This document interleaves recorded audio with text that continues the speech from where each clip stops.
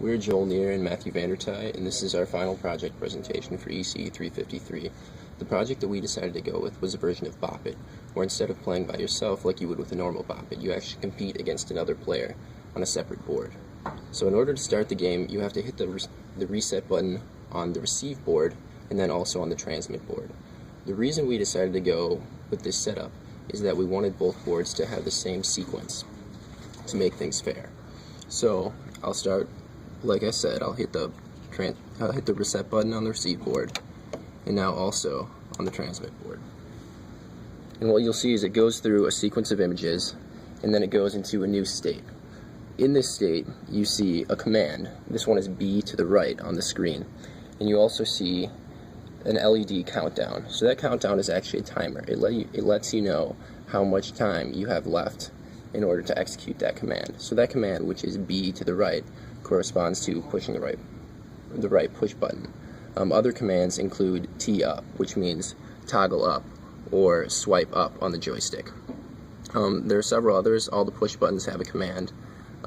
Both axes of the analog joystick have a command, and also pushing down and clicking the analog joystick is also another command. So throughout this game, the more commands you hit, it actually keeps track of your score, and then at the end of the game, it tells you your high score.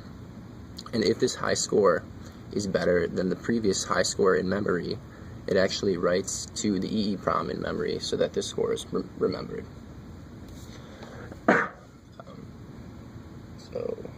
The LCD screen is communicated with at 25 megahertz, and in our opening display, we use both text and graphics, as I'll show again.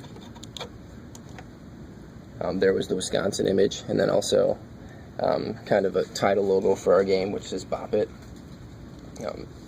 As I mentioned, there was a transmit board and receive board. The transmit board does all of the sending initially.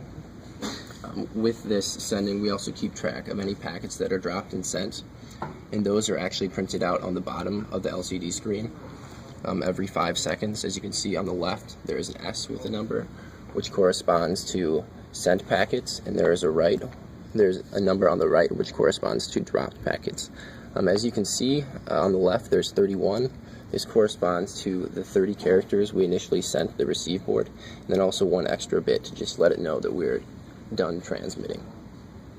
All of the push buttons have been debounced to prevent from hitting commands twice, which would cause you to lose the game. And that wraps up the Bopet. That wraps up our project. Hope you liked it. Here's a quick demo of the Bopet working. This is just on one board, but the other board would also display the same thing. On the top left, you see what will be the current score. On the top right, you see the high score, which is stored in the EEPROM. So I'll just go ahead and demo the board for you.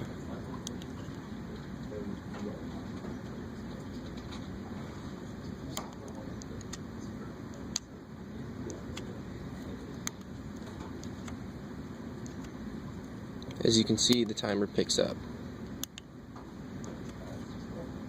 In there, I just hit a wrong value, so it displayed the message that you lose, and now we're just waiting again for the next game, which will be initiated by a message from the transmitter.